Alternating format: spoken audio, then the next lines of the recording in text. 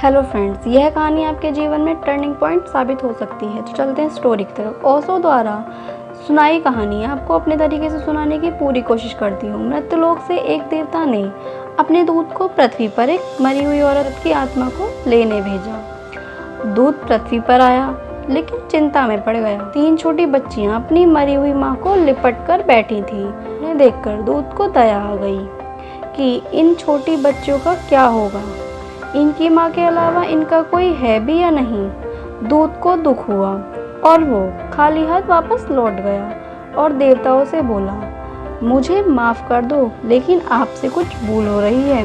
वह छोटी बच्चियां हैं, कुछ दिन उनकी माँ को धरती पर ही रहने दीजिए। देवताओं ने दूत से कहा, तू बहुत समझदार हो गया है, अब तू हमें सिखाएगा कि कब किसकी मौत और कब किसका जन्म होगा। तूने पाप किया है, अब तुझे सजा होगी। सजा यह है कि तुझे पृथ्वी पर तभी तक रहना होगा जब तक कि तू 3 बार अपनी मूर्खता पर हंस न ले। 3 बार हंसने के बाद ही तू वापस आ सकेगा।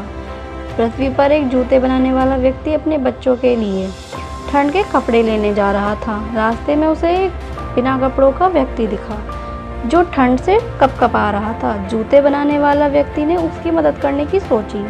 बिना कपड़ों वाला व्यक्ति और कोई नहीं बल्कि दूत था। व्यक्ति ने दूत से कहा, मैं अपने बच्चों के लिए ठंड के कपड़े लेने आया था, लेकिन तुम मुझे गरीब जरूरतमंद मालूम होते हो। चलो मैं तुम्हें भी कपड़े दिला देता हूँ, और मेरे पास तुम्हारे लिए एक काम भी है। मेरे साथ मेरे घर भी चलना। लेकिन घर जाते ही मेरी बीवी मुझ पर चिल्लाएगी कि मैं किसे उठा लाया, तो तुम उसकी बात का बुरा मत मानना। व्यक्ति और दूत घर चले गए और उसकी बीवी अपने पति को डांटने लगी और कहने लगी कि सारे पैसे इस अनजान पर लुटाए। ये देखकर दूत पहली बार यह सोचकर हंसा कि इनको पता भी नहीं इनके घर कौन आया है। जिस घर में दूत एक बार रुक जाते हैं, वहाँ पैसों और खुशियों की बारिश होने लगती है। दूत जूते बनाने में उस व्यक्ति की मदद करने लगा और कुछ ही हफ्तों में दूत की वजह से पूरे शहर में उस जूते बनाने वाले का नाम हो गया। इसके बनाए जूते अनोखे हैं और व्यक्ति अमीर होने लगा, क्योंकि दूत का किया कार्य कोई साधारण कैसे हो सकता है। एक दिन वहाँ के राजा का एक आदमी आया और बोला, ये चमड़ा लो, यह बहुत कीमती चमड़ा है, आसानी से नहीं मिलता। इस चमड़े से राजा के लिए जूते बनाने हैं। ध्यान रहे, जूते ही बनाने हैं, चप्पल मत बना देना। वहाँ का नियम था कि राजा की मौत के बाद उसे चप्पल पहनाकर शमशान तक ले जाया जाता था, इसलिए उसे चमड़े के जूते ही बनवाने थे, ना कि चप्पल। व्यक्ति ने दूत को समझा दिया, लेकिन दूत ने चप्पल ही बनाई। व्यक्ति दूत पर बहुत गुस्सा हुआ और बोला कि तू पागल है, अब राजा हमें सजा देगा, यह तूने क्या कर दिया। दूत दूसरी बार जब हंसा, क्योंकि राजा के महल से व्यक्ति वापस आया और बोला कि राजा की मौत हो गई है, इसलिए तुम जूते मत बनाना, चप्पल ही बनाना। व्यक्ति ने दूत से माफी मांगी कि तुमने मुझे बचा लिया, मैं बेवजह ही गुस्सा हुआ था। दोबारा इसलिए हंसा क्योंकि भविष्य किसी को पता नहीं होता आगे क्या होने वाला है, और हम बेवजह ही उम्मीद करने लगते हैं, जो कि व्यर्थ होता है। एक दिन अचानक 3 लड़कियां एक बूढ़ी महिला के साथ वहां पर अपने लिए सुंदर सैंडल बनवाने के लिए आईं। दूत पहचान गया कि यह तीनों वही लड़कियां हैं जिनकी वजह से आज मेरा यह हाल है।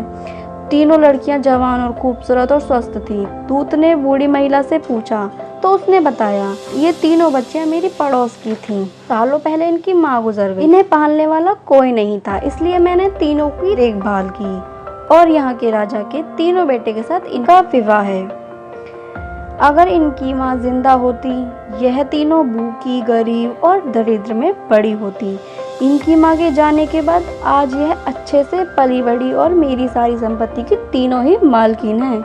ये सब सुनकर दूत तीसरी बार हंसा और खुद से कहा, भूल मेरी ही थी, मैं इतने आगे का भविष्य ना देख पाया था। हम जो देख पाते हैं उससे भविष्य का कोई अंदाजा नहीं लग सकता। जो भविष्य में होने वाला है, इसी के साथ दूत का दंड पूरा हो जाता है। यानी कि सीख यह है कि जब हमारे जीवन में कुछ दया, कुछ दुख, समस्या या फेलियर्स आते हैं, तो हम अक्सर उदास हो जाते हैं। कई बार तो ऐसा लगता है कि हमारी लाइफ हमेशा ऐसी ही रहेगी, कुछ सही नहीं होने वाला, लेकिन यह सभी हमारी भूल है। आज हमारी लाइफ में कितना भी बुरा क्यों ना हो रहा हो, लेकिन वो भी अच्छे के लिए ही होता है। आने वाले समय में आप जान जाएंगे कि ये बुरा समय भी मुझे अच्छे रास्ते तक पहुंचाने के लिए ही आया था। इसलिए भगवान की व्यवस्था पर यकीन रखें और ईमानदारी से अपना काम करते रहें। यकीन माने, जिसने जीवन दिया है उसने हमारे लिए कुछ अच्छा ही सोच रखा है।